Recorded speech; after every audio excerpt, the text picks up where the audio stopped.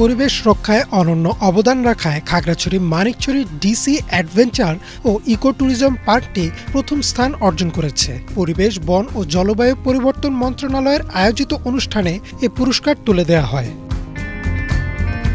খাগড়াছড়ি মানিকছড়িতে অবৈধ দখল থেকে উদ্ধার করা ১৬০ একর জমিতে DC adventure and eco tourism park গড়ে তোলে মানিকছড়ি উপজেলা প্রশাসন। সেখানে দেশের সম্ভাবনাময় পর্যটন কেন্দ্র এবং সবুজ বান্ধব পরিবেশ গড়ে তুলতে নেওয়া হয় ব্যাপক বৃক্ষরোপণ কর্মসূচি। জাতীয় পর্যায়ের এই স্বীকৃতি মানিকছড়িকে সবুজায়নের পাশাপাশি দেশের ইকো ট্যুরিজম বিকাশেও অনুপ্রাণিত করবে বলে মনে করছেন স্থানীয়রা। এটা হচ্ছে একটা ইকো ট্যুরিজম পার্ক, যেখানে কৃত্রিম কোনো ছোঁয়া নাই। আমাদের হচ্ছে যতগুলো অ্যাডভেঞ্চার আছে সবগুলোই হচ্ছে প্রাকৃতিকভাবে তৈরি করা। এই ডিসি পার্কে আসার পরে দেখলাম যে অনেক সুন্দর মনোরম পরিবেশ, প্রাকৃতিক সৌন্দর্য এখানে অনেক সুন্দরভাবে উপভোগ করা যায়। বিভিন্ন অঞ্চল থেকে, সারা বাংলাদেশের বিভিন্ন অঞ্চল থেকে এই ডিসি পার্কে হাজার হাজার দর্শনার্থী আসে। এটার নাম হচ্ছে, এটা আমাদের একটা গর্ব। অনেক দূর থেকে মানুষ আসে এখানে আনন্দ পায়। এখানে 3টা লেক আছে, লেকের মধ্যে বোট আছে, তারা বোট চলতেছে, জিপ্লাইন আছে, জিপ্লাইন চলতেছে। মানিকছড়ি ডিসি পার্কের সড়ক যোগাযোগ ব্যবস্থা ও বিদ্যুৎ সরবরাহ নিশ্চিত করার দাবি জানিয়েছেন স্থানীয় এই জনপ্রতিনিধিরা। এখানে কিছু সমস্যা আছে যেটা আপনাদের মাধ্যমে আমি তুলে ধরতে চাই, যে আমাদের যাতায়াতের যে ব্যবস্থাটা, আপনারা আসছেন, আপনারা দেখছেন যাতায়াত ব্যবস্থাটা আসলে খুবই গুরুত্বপূর্ণ এবং খাগড়াছড়ি চট্টগ্রাম রোড থেকে প্রায় 10-15 কিলোমিটার ভিতরে, পাহাড়ের ভিতরে।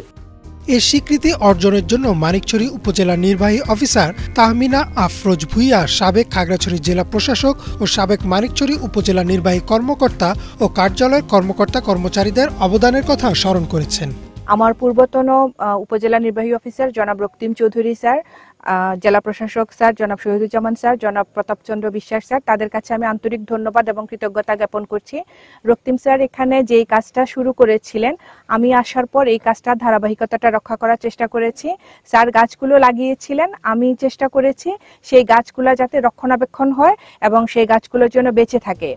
খাগড়াছড়ি বিভাগীয় বন কর্মকর্তা মোহাম্মদ ফরিদ মিয়া বলেন, মানিকছড়ি ডিসি অ্যাডভেঞ্চার ও ইকো ট্যুরিজম পার্ক দেশের পরিবেশ রক্ষায় অনন্য দৃষ্টান্ত।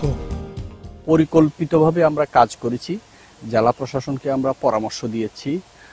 160 একর এই জায়গার উপরে আপনার 50 একর জায়গা হচ্ছে যে পশু পাখির জন্য একটা অভয়াশ্রম টাইপের একটা জায়গা আছে। এই খাগড়াছড়ি জেলার জন্য এটা একটা, আমি মনে করি যে একটা সম্পদ হিসেবে পরিগণিত হবে। পুলিশের নিয়মিত টহলের পাশাপাশি শীঘ্রই মানিকছড়ি ডিসি অ্যাডভেঞ্চার ও ইকো ট্যুরিজম পার্কে একটি স্থায়ী পুলিশ ক্যাম্প স্থাপনের কথা জানিয়েছেন মানিকছড়ি থানার ভারপ্রাপ্ত কর্মকর্তা শেখ মাহমুদুল হাসান। এসপি স্যার এই ডিসি পার্কের নিরাপত্তার জন্য এখানে একটি পুলিশ ফাঁড়ির সম্মতি দিয়েছেন এবং জেলা প্রশাসক স্যার এসপি স্যারের সাথে কথা বলছেন। যদি জেলা প্রশাসক স্যার এখানে অবকাঠামো নির্মাণ করে দেয়, তাহলে এসপি স্যার খুব শীঘ্রই এখানে একটি পুলিশ ক্যাম্পের ব্যবস্থা করবেন এবং আশ্বাস দিয়েছেন।